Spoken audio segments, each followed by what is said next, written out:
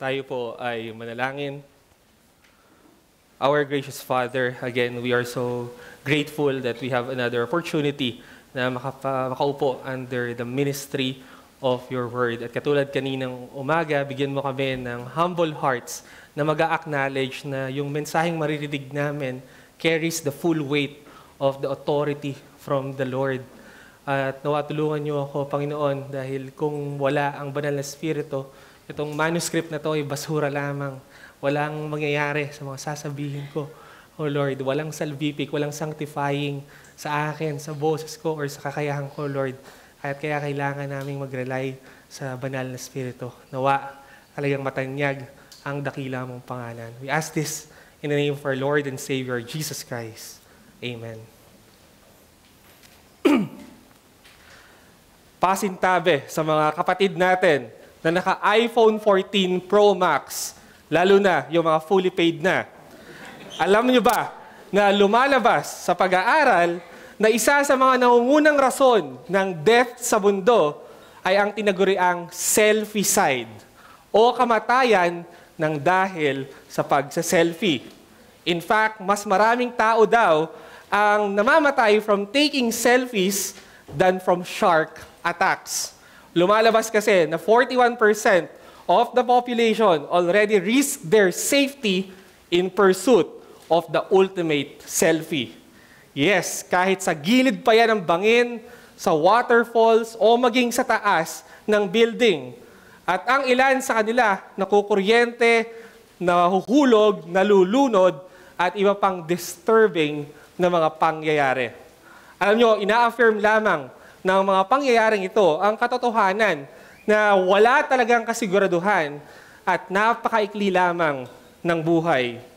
Na kahit pala ang simpleng pag-selfie lang, pwede ring maging sanhi ng kamatayan sa panahon at pagkakataon na hindi natin inaasahan. At yan ang katotohanan ng ating matututunan ngayong hapon, if the Lord wills, mula sa ating passage. Ang ating passage will come from James chapter 4, verses 13 to 17. Verse 13. Come now, you who say, today or tomorrow, we will go into such and such a town, and spend a year there, and trade, and make a profit. Yet you do not know what tomorrow will bring. What is your life? For you are a mist that appears for a little time and then vanishes. Instead, you ought to say, if the Lord wills, we will live and do this or that.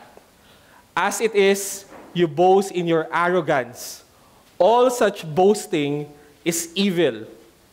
So whoever knows the right thing to do and fails to do it, for him, it is sin.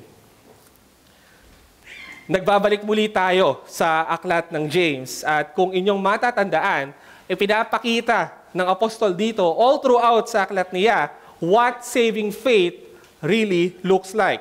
Hinahamon niya dito ang mga nagpapakilalang Kristiyano to not just talk the talk, but to also walk the walk. Na kung tunay ang pananampalataya na iyong tinataglay, makikita umuno ito sa iyong pamumuhay. Yes, we are saved by faith alone, but the faith that saves is never alone. He is saying here that true faith works. The faith that saves is the faith that works. Ang pananampalataya na nagliligtas ay isang pananampalataya na nagbubunga ng mabuting mga gawa. Kaya nga nagkaroon siya ng mga series ng tests para ma-evaluate kung totoo nga ba ang pinoposes nating faith. At sa kabanatang ating binasa, he is beginning a new section here. At ina-address naman niya dito sa mga naunang verses, yung mga nagpapakilalang Kristiyano na nagkakagulo at hindi nagkakasundo sa loob ng iglesia. Why? Dahil sa pagiging makamundo at pagiging mapagmataas ng mga ito. Dito, ginigit nga ng apostol ang pangangailangan ng humility para ma-resolve ang mga ganitong klaseng conflicts at patuloy na magkaroon ang church ng isang harmonious na relationship.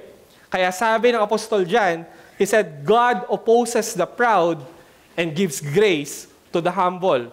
Kaya hinihikayat niya ang mga ito to humble themselves before the Lord. At tila sinasabi niya dito that the faith that saves is not only a faith that works, but it is also a faith that humbles. Ang tunay na pananampalataya ay hindi lang nagbubunga ng mga mabuting gawa, ngunit ito rin ay nagpapakumbaba. Walang puwang sa isang genuine faith ang pagiging mapagmataas at pagiging mayabang. Kaya ngayon pa lamang, suriin na natin at tanungin natin ang ating mga sarili kung ang faith na meron tayo ay nagdudulot sa atin ng kababaan. Kapatid, saan ka mas nakikilala ngayon? Sa pagiging mapagmataas o sa kababaan ng loob? Kasi if it makes you the other way around, you have all the reason para i-doubt ang iyong kaligtasan. Because as far as I know, walang makasalanan na naligtas sa biyaya lamang ang makukuhang magyabang. Walang makasalanan na kinahabagan at naligtas sa kagandahang loob lamang ng Diyos ang magmamataas ng ganyan. Walang pulube ang magagawang magyabang sa kapwa niya pulube. Hindi pwedeng magpataasan ang mga pulube dahil parehas lamang silang nanlilimos ng awa sa Diyos. At mula nga rito ay magsisimula na siyang magbigay ng espesipikong halimbawa ng mga tao sa iglesia na nangangailangan ring magpakumbaba. Kukomprontahin niya ang isang partikular na grupo ng mga nagpapakilalang Kristiyano at nagpo-profess ng faith kay Kristo, pero napupuno ng pride at mayroon daw aroganteng espiritu. At sino ang mga ito? Walang iba kundi ang mga mangangalakal at mga nagne-negosyo. Well, marahil tulad ko, iniisip nyo rin kung bakit. Ano nga bang ginawa ng mga ito na mali para puntiryahin at atakihin sila ng ganito? May mali ba sa kanilang binebentang mga produkto? May illegal ba sa kanilang negosyo? Hindi ba sila rehistrado? O meron silang niloloko o inaagrabyado? Kasi base sa ating binasa, parang wala naman silang ginawang kasalanan. Parang wala namang mali. Base kasi sa binasa natin, sila lang naman ay nagpaplanong umalis. Sinabi nila, today or tomorrow, we will go. At sinabi lang din naman nila kung saan sila pupunta. They will go to such and such a town. Sinabi lang din nila kung gaano sila katagal doon. Sinabi nila they will spend a year there. At binanggit din naman nila kung ano yung gagawin nila doon. Sabi nila they will trade. At binanggit din nila kung ano yung layunin ng kanilang pagpunta doon, to make profit. Kaya kahit saan natin tignan, parang wala naman silang kasalanan. Gaya lang naman sila ng mga normal at typical na mga negosyante na nagsaset lang ng goals at pinoproject yung potential na kikitain ng business nila. So, ano bang problema? Anong spiritual doctrines and principles ang violate nila? Kasalanan ba ngayon ang magplano at di na dapat ito ginagawa ng mga Kristiyano? Well, linawin lang natin, no? Hindi kinokondemn ni James dito ang mga negosyante ito dahil sa kanilang pagnenegosyo o dahil sa kanilang pagpaplano. In fact, kinokomend ng Scripture ang mga taong nagpaplano. At maraming pahina sa Biblia ang magpapatunay na walang masama dito. Sa Proverbs 22 verse 3, sinabi doon na ang isang sensible man watches for problems ahead and prepares to meet them. So walang masama to have plans. In fact, dapat yung buhay natin, mayroong mga plano. That's what God wants. Brother Jose, yun nga yung ginawa nila dito. Nagplano lang naman sila. Wala silang ginawang masama. Wala silang sinabing masama. Yes, totoo naman. Nung dinidiscuss nila ang kanilang plano, they didn't say anything wrong. Dahil wala naman talaga silang sinabi na masama. Yes, totoo naman na they didn't say anything wrong. Pero the real issue kasi dito is not in what they said. Ang problema dito ay wala sa kung ano ang sinabi nila. Ang kasalanan nila dito ay hindi naman talaga sa mga binanggit nila, kundi kung ano ang hindi nila nabanggit. The problem was with what they did not say. At ano daw ang hindi nila nasambit at ang dapat nilang binanggit.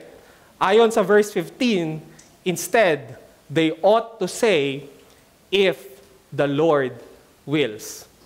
Kung kalooban ng Diyos, kung loloobin ng Panginoon. Nakita nyo? Nasabi na nila yung kailan. Nasabi nila yung saan, yung ano, yung bakit, at saka yung paano. Ang kulang na lang dito ay yung sino. Nasabi na nila yung lahat, pero the real issue here is who they left out. At sino ang kanilang iniwan at kinalimutan. Ang Diyos pa mismo. Wala silang naging acknowledgement sa Diyos. There's no place for God in their planning. Sa simula hanggang matapos, God was never mentioned. Walang regard for God's will at all. Hindi man lang nila naisip ang Panginoon. Pinaktakbo na nila yung kanilang buhay sa kanilang sariling pamamaraan. Nagplano sila as if God never existed. Wala na sa Diyos yung tiwala nila, pero doon na sa business ventures at sa profit that they would make out of it. You see, si James dito, he does not discourage us or anyone from planning.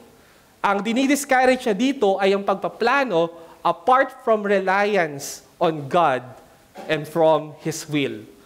Dapat kino-consider at ini-include natin ang Diyos in those plans. At alam nyo kung ano yung mas nakakalungkot dito?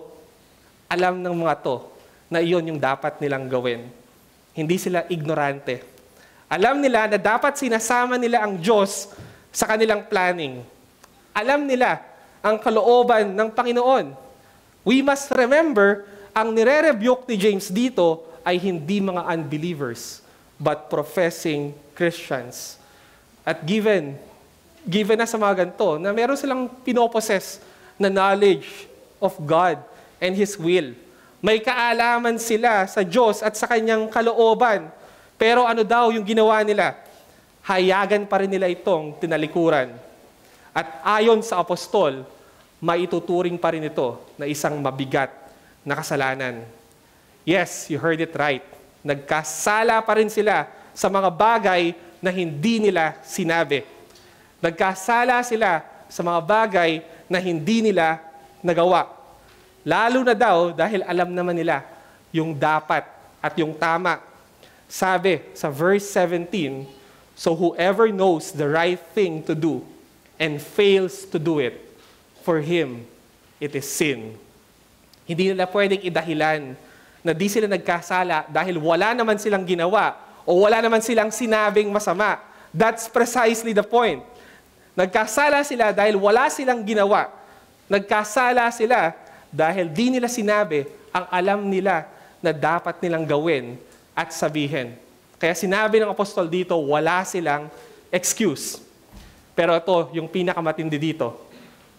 Di na nga nila ginawa at sinabi yung dapat nilang gawin.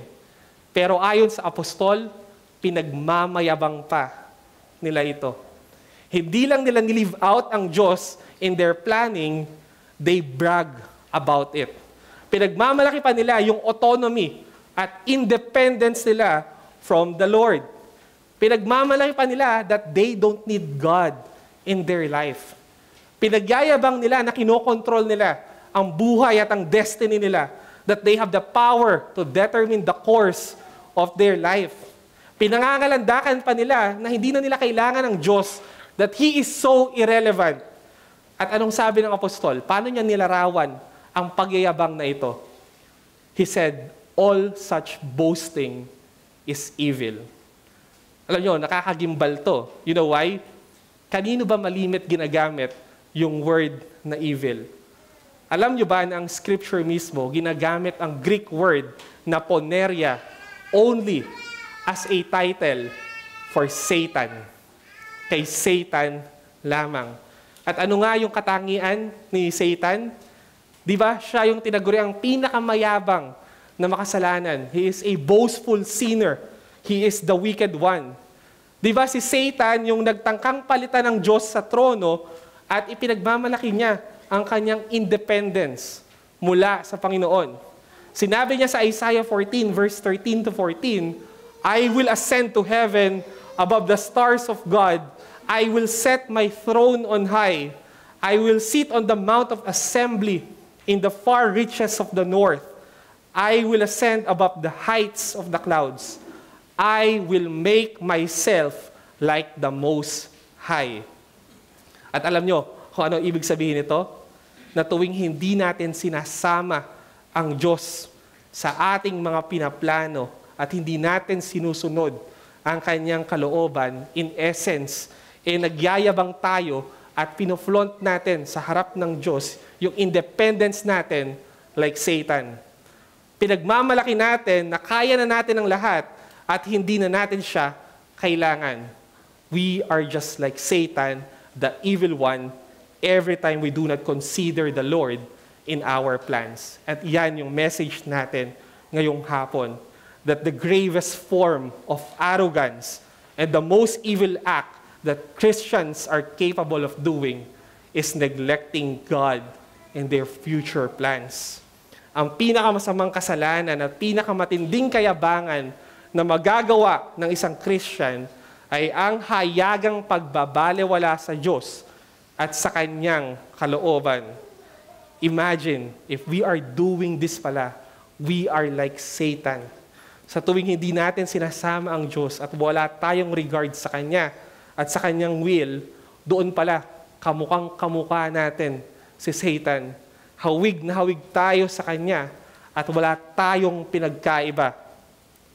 Sa tuwing we leave Him out of our planning, kahit alam natin sa ating puso at isipan yung tama dapat nating gawin, we act like Satan.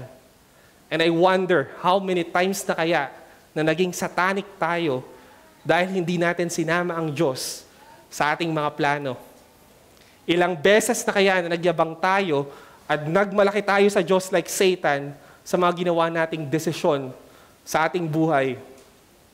Ilang beses na kaya natin pinangalandakan sa Diyos like Satan na hindi natin siya kailangan at kaya na nating patakbuhin ang ating mga buhay sa sarili nating pamamaraan. If the Lord wills, nawa loobin ng Diyos na mangusap yung mensaheng ito sa bawat isa sa atin na tiyak, patuloy pa rin nating binabalewala ang Diyos. Alam ko, di mo man sabihin, tulad ko, napakaraming beses na natin nagawa ito. Hindi na natin mabilang. Kasi di ba, ang dami nating plano, ang dami nating gusto, ang dami nating pangarap sa buhay, ang dami nating gustong gawin, ang dami nating gustong mangyari. Pero talungin kita, ilan sa mga plano mong yan ang naisuko mo sa Diyos? Ilan sa pangarap mong yan ang niluhod mo at binabad mo sa panalangin? Ilan sa mga gusto mong mangyari sa buhay mo ang hinagad mo na ang kalooban ng Diyos ang mamayani? Again, it is not wrong for you to think about what you will do after your graduation.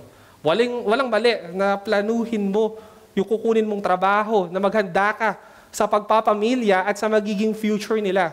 Walang mali na naisin mo na gumanda ang iyong karera. Ang tanong lang naman, nasaan ang Diyos sa mga pangarap mong yan? Nasaan ang Diyos sa plano mong mangibang bansa? Nasaan ang Diyos sa plano mong mag-asawa? Nasaan ang Diyos sa plano mong umunlad ang buhay mo at guminhawa? Natanong mo man lang ba kung yan talaga ang kalooban niya? O totally, wala na. Tinanggal mo na siya sa eksena. Alam nyo, dapat nating gawing template yung sinabi ni Moses sa Exodus 33. Sabi niya sa Diyos, if your presence will not go with me, do not bring us up from here. Yun yung gawin nating template. Lord, kung giginhawa ang buhay ko at wala rin naman ang iyong presensya, huwag mo na akong dalhin doon. Lord, kung gaganda ang buhay ko at wala rin naman ang iyong presensya, huwag mo na itong ipangyari. Panahon na rin para baguhin natin yung pag-iisip natin. Inaakala kasi natin masyadong killjoy ang Diyos. Akala kasi natin laging basag trip ang Panginoon, na kaya di mo siya sinasama sa mga plano mo dahil akala mo siya pa yung jinx. Siya yung party pooper. As if luging-lugi ka kapag ang kalooban ng Diyos ang napapangyari. As if kawawang-kawawa ka, olats na olats ka kapag Diyos na ang umeksena. Kaya iniisip mo, mas maganda pa yung plano mo kaysa sa Kanya. Na kaya ka nahihirapan na isama ang Diyos kasi akala mo siya pa yung sisira sa mga plano mo. Kaya nga saradong-sarado ka na. Ayaw mo nang mapakialaman. Pero sabihin ko sa iyo, may katotohanan naman talaga yan. Maaring sirain naman talaga ng Diyos yung mga plano mo. Alam mo kung bakit? Dahil alam niya na marami sa mga kagustuhan at pinaplano mo ang sisira sa iyo at sisira sa relasyon nyo. Kaya niya sinisira ang mga yan dahil nakikita niya na sisirain ka niyan. Di mo ba naisip kung hahayaan lang ng Diyos na lahat ng plano mo ang mapangyari, saan ka kaya pupulutin? Ano na lang ang mangyayari sa'yo? Kaya nga bago ka pa sirain ng mga plano mo, sinisira na ito ng Diyos para sa'yo. Alam nyo, pinapatunayan din ang passage natin, yung katotohanan, na nagkakasala pa din tayo sa mga bagay na hindi natin ginagawa. Yan yung narinig natin kanina, the sins of omission. Hindi lang tayo nagkakasala when we disobey a command, pero when we also fail to do yung alam natin na kino-command ng Diyos. Nagkakasala tayo hindi lang sa mga bagay na ginawa natin, pero pati rin sa mga bagay na hindi natin ginawa. Madalas kasi ang focus lang natin yung forbidden by God, not on what He has commanded.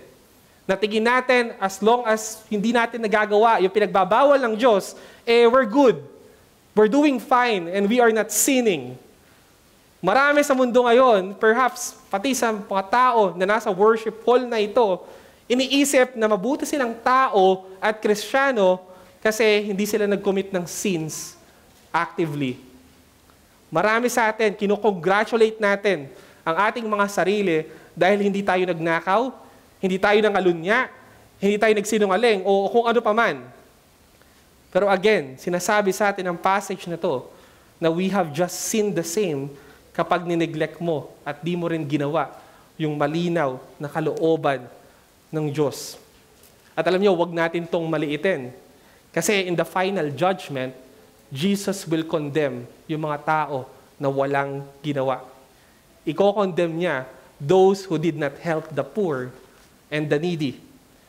Yes, may mga tao na pupunta, masusunog, at matutusta sa impyerno, not only because of what they have done, but also because of what they have not done.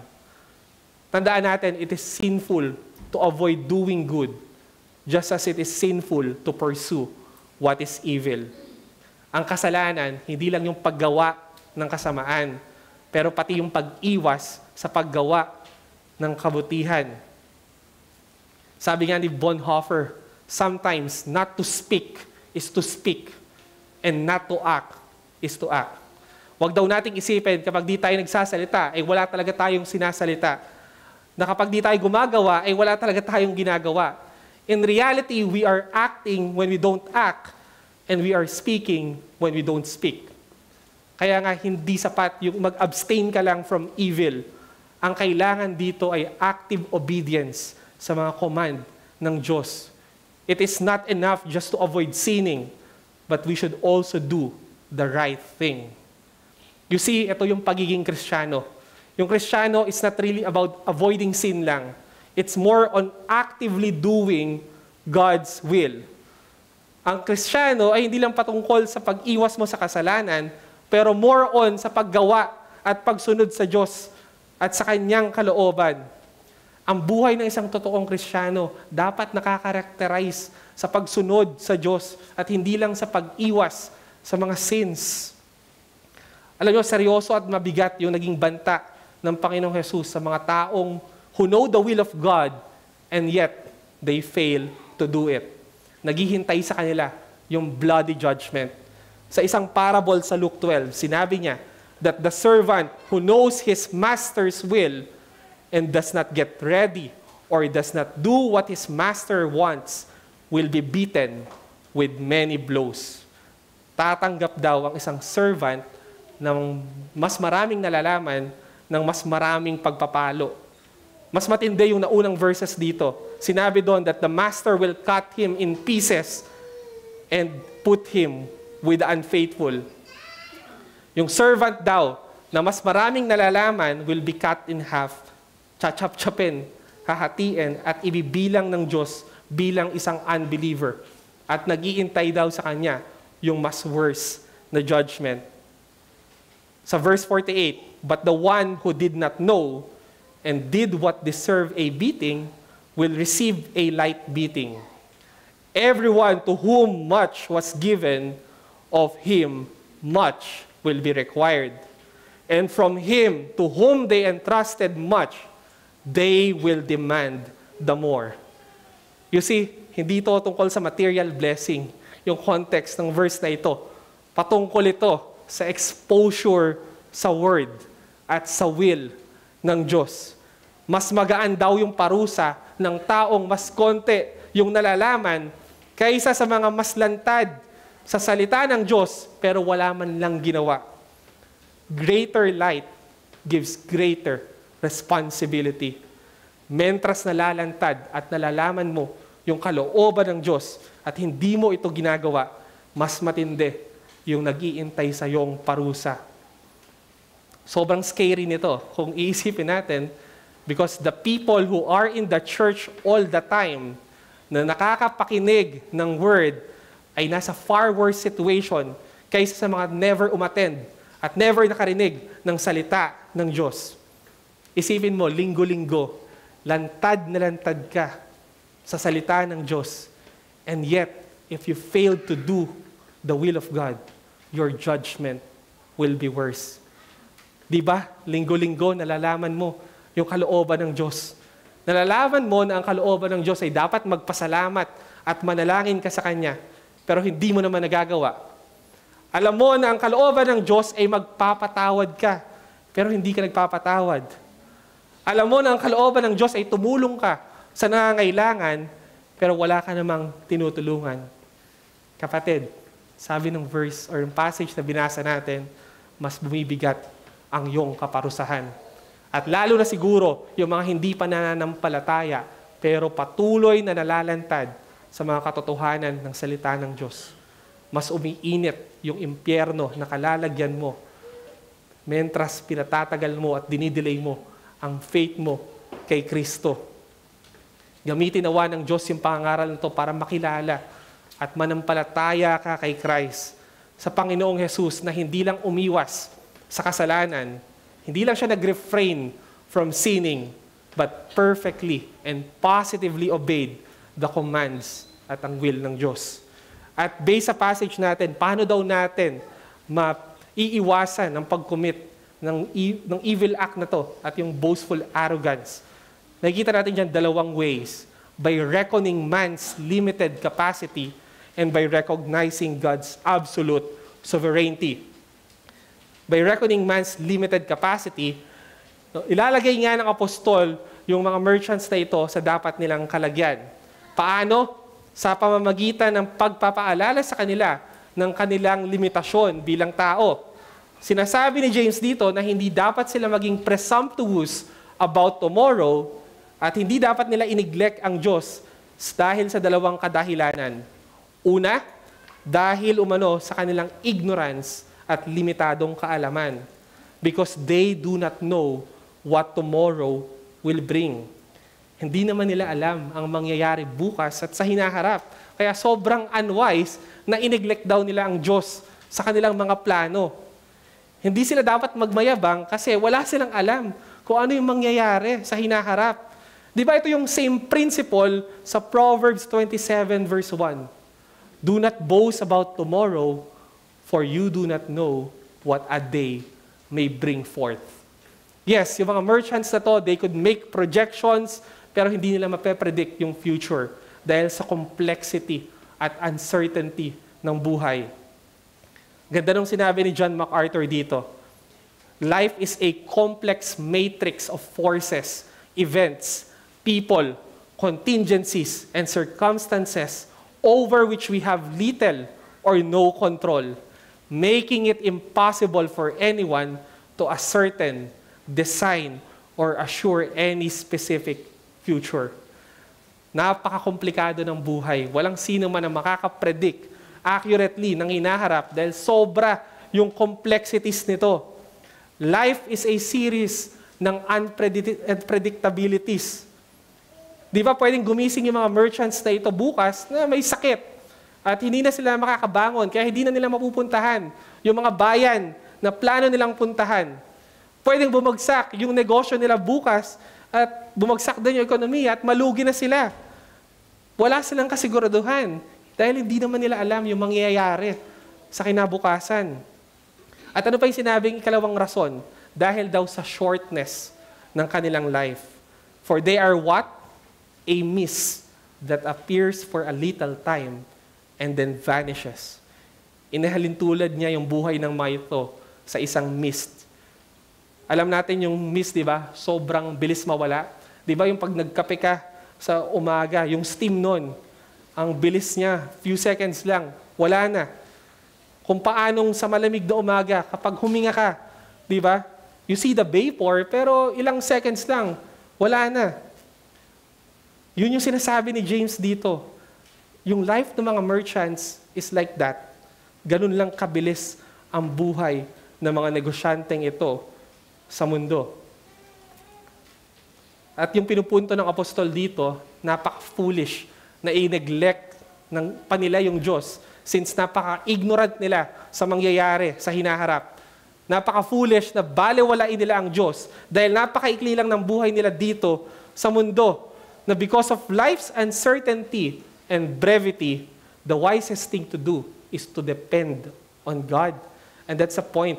Since there are so many unforeseen complexities and uncertainties in our very short life, God should be a significant and central part of our plans. Maikli na nga lang yung buhay. Wala na nga kasiguraduhan. Mamumuhay ka pa ba na parang walang Diyos? Hindi mo na nga alam ang pwedeng mangyari bukas. Lalayo ka pa ba doon sa nakakaalam at may hawak ng lahat ng bukas at ng hinaharap? Maikli na nga lang yung buhay, sasayangin pa ba nila? Di pa ba nila ipamamuhay para sa Kanya? And guess what? Hindi lang sila yung may gantong limitasyon. Tulad nila, tayo rin, ignorante at maikli lang din yung buhay natin sa mundo. Pero just like these merchants, we plan as if we know everything. Nagpaplano rin tayo as if alam natin ang lahat. As if siguradong-sigurado tayo na lahat ng gagawin natin ay mag-work out. Kaya nga it is so foolish na i-exclude natin ang Diyos in our plans, especially kung hindi natin control at hindi natin kayang i-predict yung future. Napakahangal na magplano tayo ng walang konsiderasyon sa Diyos. Saka na tayo magplano ng wala ang Diyos kung alam na natin ang lahat ng detalye sa hinaharap. Bukas, maaaring may malakas na lindol, maaaring magkaroon ng tsunami, ng malakas na buhawi o mas mataas pa na baha. O baka bukas magkaroon ng panibagong pandemya at magkaroon na naman ng lockdown.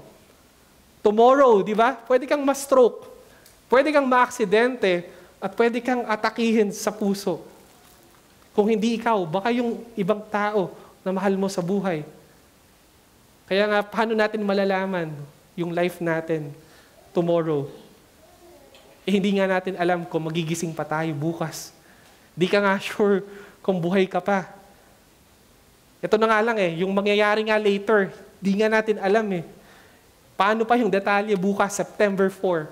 Alam mo ba yung mangyayari ng eksaktong 12:36 p.m.? O yung mangyayari sa buhay mo bukas ng 4:44 a.m.? Di ba hindi? Kasi we are ignorant of the future. And it takes humility to admit it.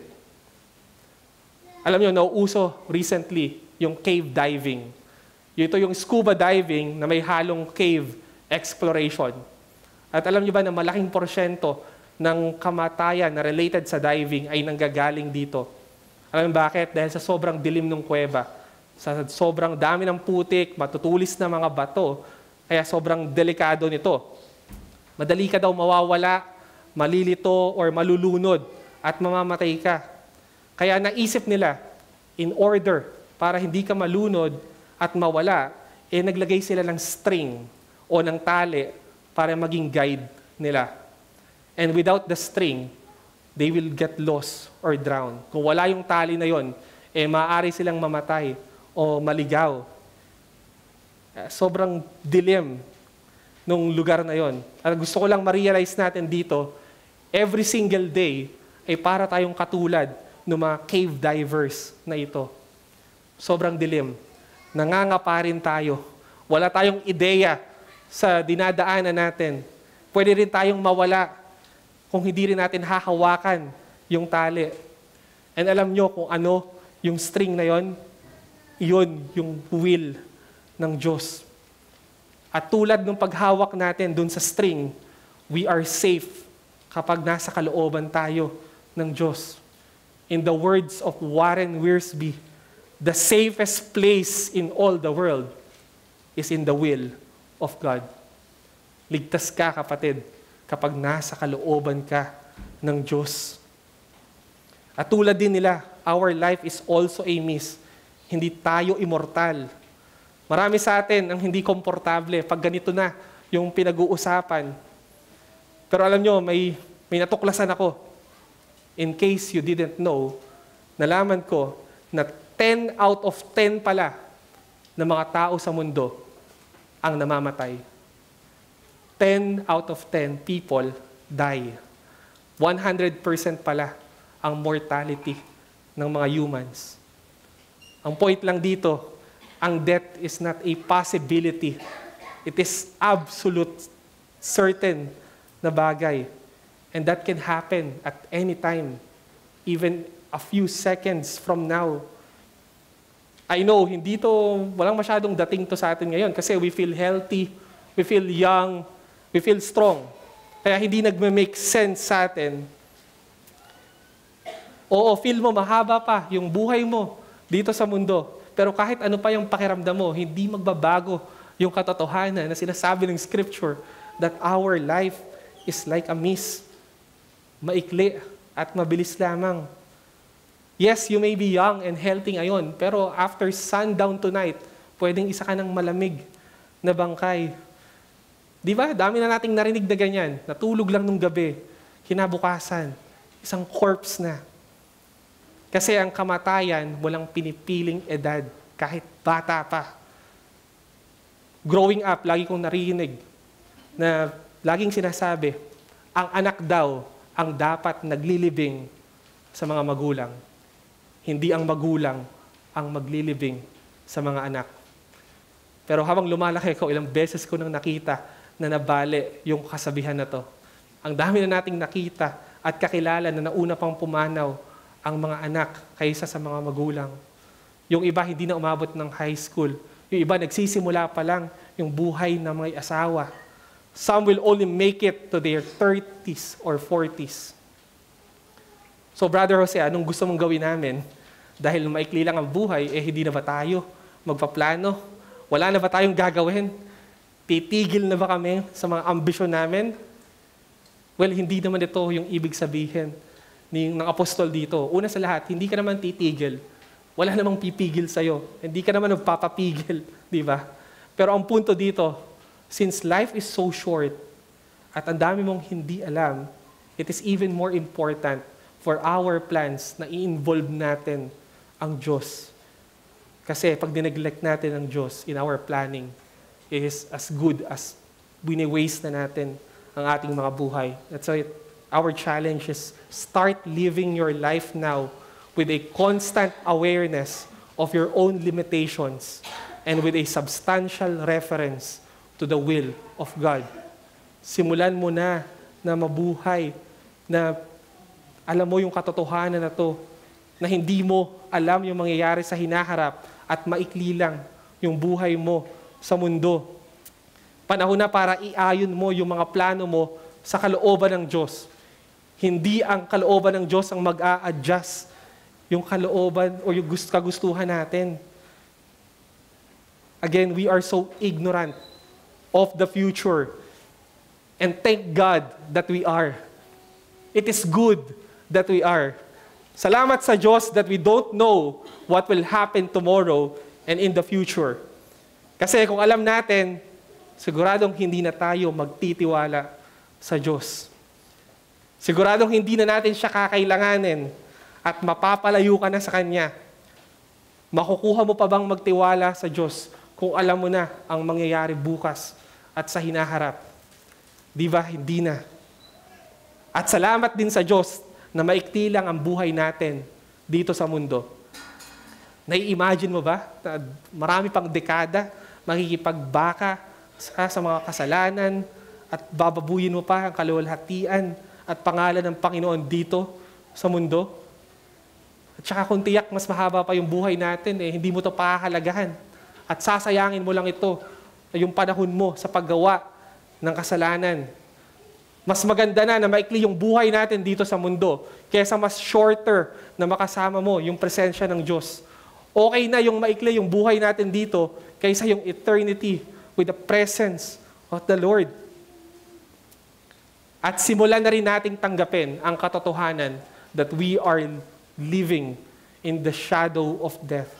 The moment pa lang that we took our first breath, the clock of death already started ticking. Simula nang pinanganak ka sa mundo, bilang na agad ang araw mo. Simulan mo na rin tanggapin na all things in the world will come to an end. Kapatid, there will be a last dinner na makakasama mo ang iyong pamilya at mga kaibigan. There will be a last coffee to drink, a last travel with your loved ones. Darating ang huling beses na mahalikan mo ang iyong asawa. Darating ang huling beses na mahag at makakadel mo ang mga anak mo. Darating ang huling beses na mahagkan mo at makakapagmano ka sa mga magulang mo. There will be a last Lord's Day and the last time na attend ka sa church. There will be a last preaching that you will hear. And this might be it. Ang death, hindi niya tatanungin kung ano yung prefer mong timeline o timetable. Kung busy ka ba o may gagawin ka pa bago ka mag-succumb sa Kanya. Death is no respecter of person. Pero napakahalaga na mamuhay tayo sa mundo in light sa katotohanan na ito. Sinabi ni Billy Graham, only when a man is prepared to die, is he also prepared to live. Pag ang tao handa nang mamatay, dun pa lang talaga siya magsisimulang mabuhay. Kaya nga we should approach yung bawat araw as if it were our last. Alam nyo, may wisdom at genius dito. Yan yung ginawa ni Jonathan Edwards. He promised that he will never do anything which he is afraid of doing if it were the last hour of his life. Laging iniisip ni Jonathan Edwards na huling oras na ng buhay niya. At dahil doon, hindi niya daw gagawin ang mga bagay na kinatatakutan niyang gagawin niya sa huling oras ng mga buhay niya. At yun yung kasalanan. Isipin mo kung ganito lang din tayo, ilang kasalanan kaya o tukso yung madali nating matatalikuran. Ilang kasalanan yung ating maiiwasan. Ugaliin nating tanungin yung mga sarili natin. Is this what we want to be doing at the last hour of our life? Ito ba yung gusto mong gawin sa huling oras mo sa mundo? Yung magkasala pa rin? Imbes na kalooban at yung mga bagay na pangkaharian, yung inaatupag mo.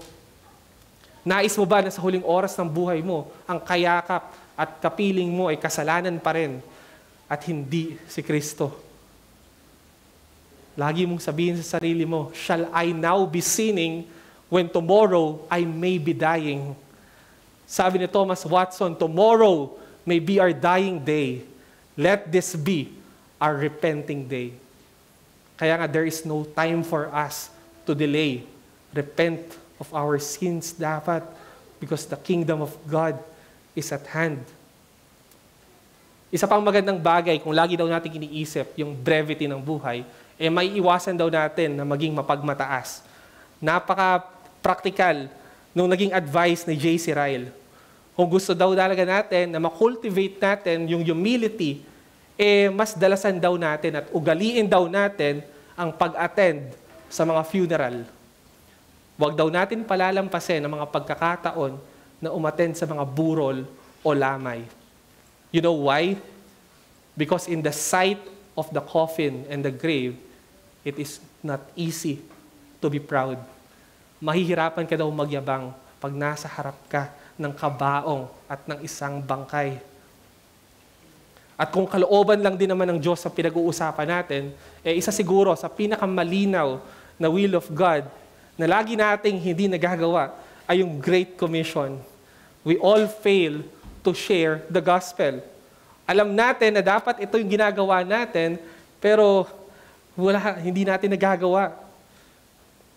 Huwag na tayong lumayo. Some of our family members, they are without God. They are without hope. They are without Christ. Na ibahagi mo man lang ba si Kristo sa kanila? Life is a mist.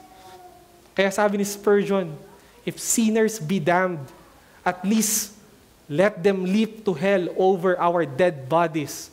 And if they perish, let them perish with our arms wrapped about their knees, imploring them to stay.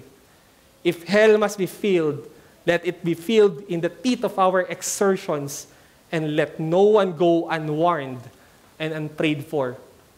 Kung pupunta man daw sila sa impyerno, huwag mo kakayaan na hindi mo man lang tinangkang iahon sila dito.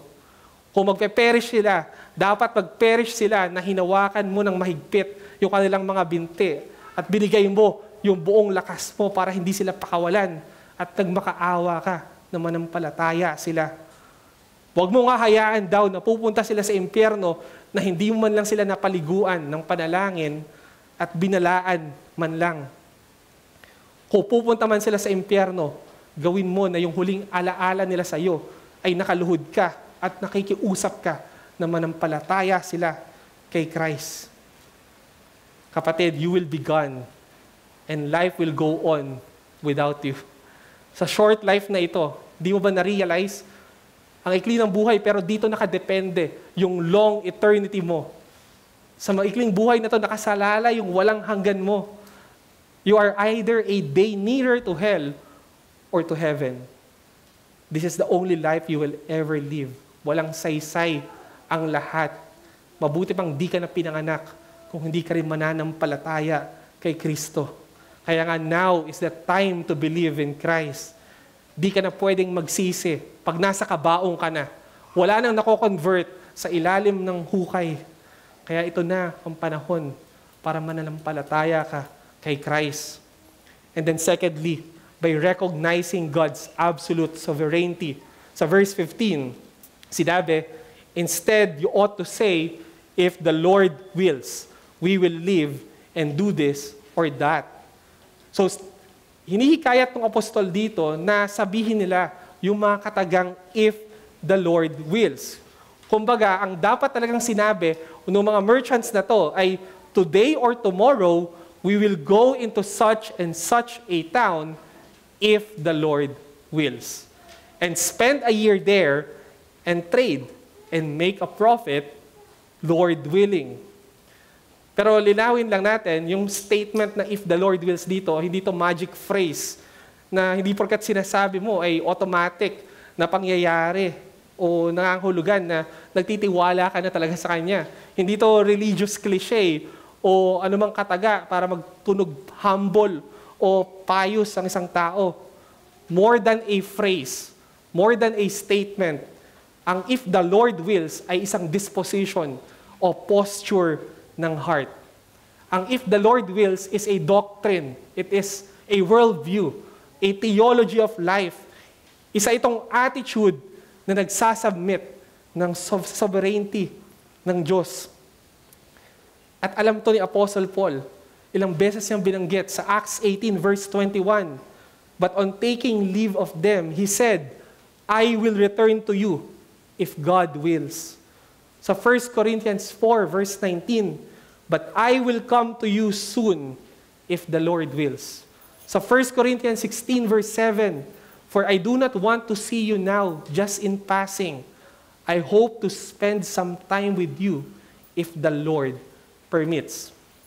You see, makikita natin, more important than saying these words ay yung pagkakaroon ng mindset, yung pagkakaroon ng heart attitude na nag-acknowledge ng sovereignty ng Diyos at nagdi-declare ng absolute trust in God. At alam nyo, yung Greek nito ay nasa present infinitive form. Ibig sabihin, ang pagsasabi daw nito ay dapat continual and habitual.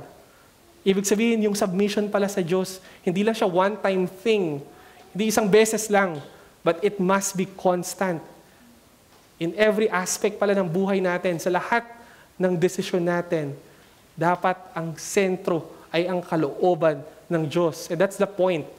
Every believer must keep a constant dependence and humble submission to the sovereign and providential purposes of God for his life. Again, ang if the Lord wills ay hindi lang mga salita. It is a conviction of life. It is a heart attitude. Ito ay isang recognition that God is over all at siya talaga ang kumokontrol ng lahat. Ito dapat yung maging motto ng ating mga buhay. Lord willing, Deo volente, kung kalooban ng Panginoon. Kaya nga we should also say, if God wills, we shall live. If God wills, we will do this or that. Alam nyo, pag sinasabi natin ito, ina-admit natin at kino-confess natin that God is God and we are not.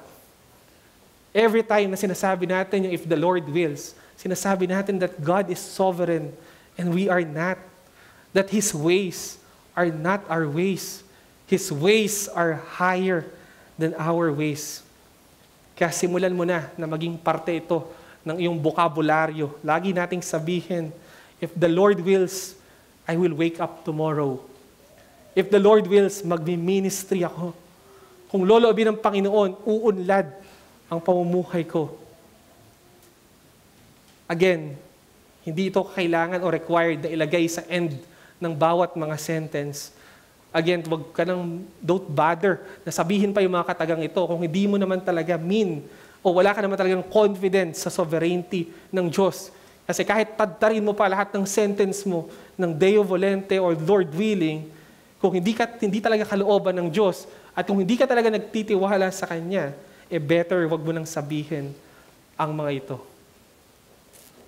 Alam nyo, napaka-ironic. It's very funny, no? Na pag na-realize mo, pag sumasakay ka ng eroplano, napaka-relax natin.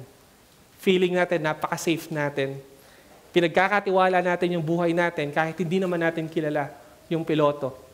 Kahit sa bus, kahit ano yung sasakyan mo. Diba? Sobrang relax mo. Feeling mo ang safe mo. Nakukuha mo pang matulog dahil sobrang tiwala ka dun sa driver kahit hindi mo naman siya kilala personally. Pero na-realize mo ba, bakit pag sa buhay natin, pag ang Diyos na, pag kalooban na niya, pag siya na yung kumokontrol, dun tayo umaalma. Dun tayo hindi mapakali. Gusto nating agawin sa Kanya yung manobela. Pag Diyos na, ilang beses ng pinatunayan na mapagkakatiwalaan siya, hindi natin magawang magtiwala. We act as if we are sovereign and we are not bowing before Him. We want to replace Him. Gustong-gusto natin maging Diyos ng mga buhay natin. Pero dapat tigilan na natin yung ganitong klaseng lifestyle. That's why the challenge is stop dethroning and usurping the throne of God. Bow down to His sovereign rule. Stop pulling God down off His throne. Do not take His place. Bow down to Him. Huwag mo siyang alisin sa kanyang trono at huwag mong ipalit yung sarili mo. Again, sinabi na natin kanina, kamukha mo si Satan every time na ginagawa mo yan. And you don't want that, right? O na-enjoy mo na. Kaya okay lang kahit pakamukha mo na si Satanas, basta my life, my rule na yung iyong drama. Bakit nga ba gustong-gusto natin maging katulad ng Diyos? Pero na-realize ko, simula pa man, yan talaga yung kagustuhan ng tao. Yan ang gusto ni Adam. Yan ang dahilan ng fall.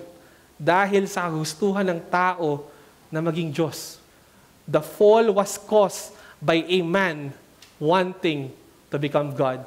Sabi sa Genesis 3 verse 5, "For God knows that when you eat of it, your eyes will be open, and you will be like God, knowing good and evil." Gustong-gusto talaga ng tao na maging Diyos. Gusto natin maging soberano. Gusto natin tayo yung kumokontrol ng mga buhay natin. We want to be God so bad. Pero alam nyo, in an unexpected twist, ang pinakamatinding plot twist sa history,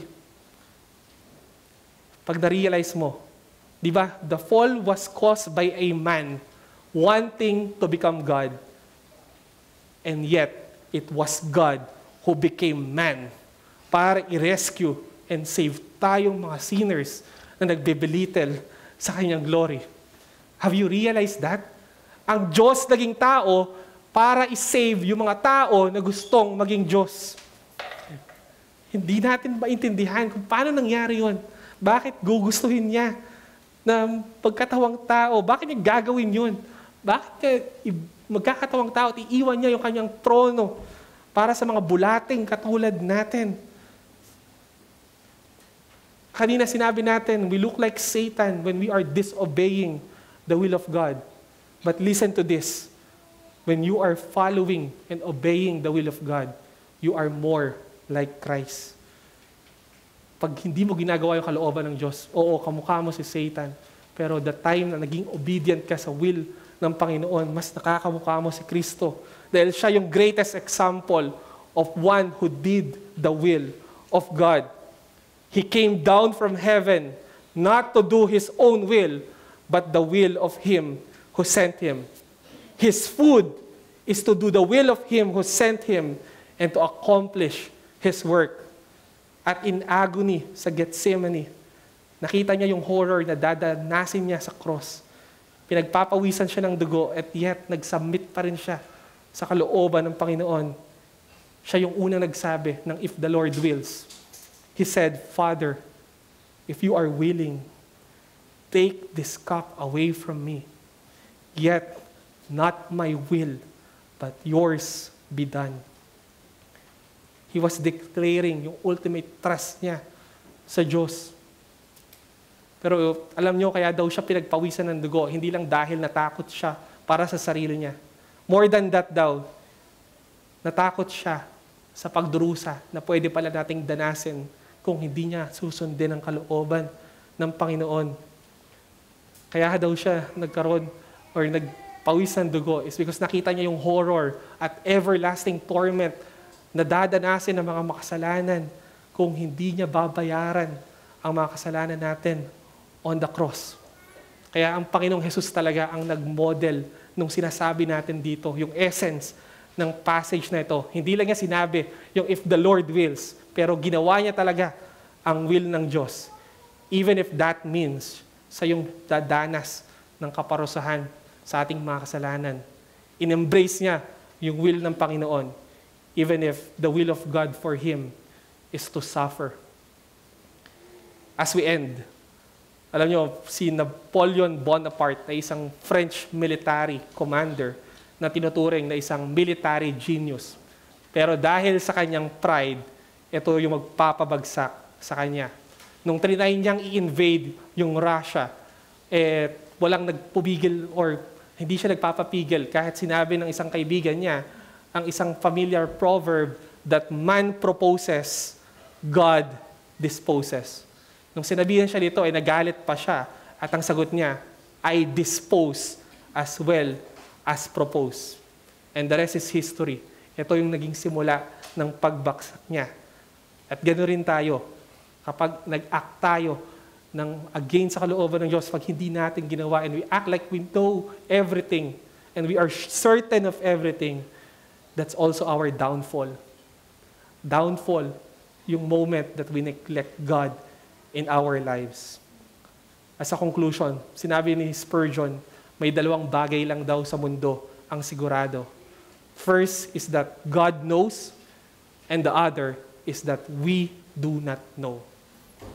Kaya sabi ni Corrie ten Boom, never be afraid to trust an unknown future to a known God.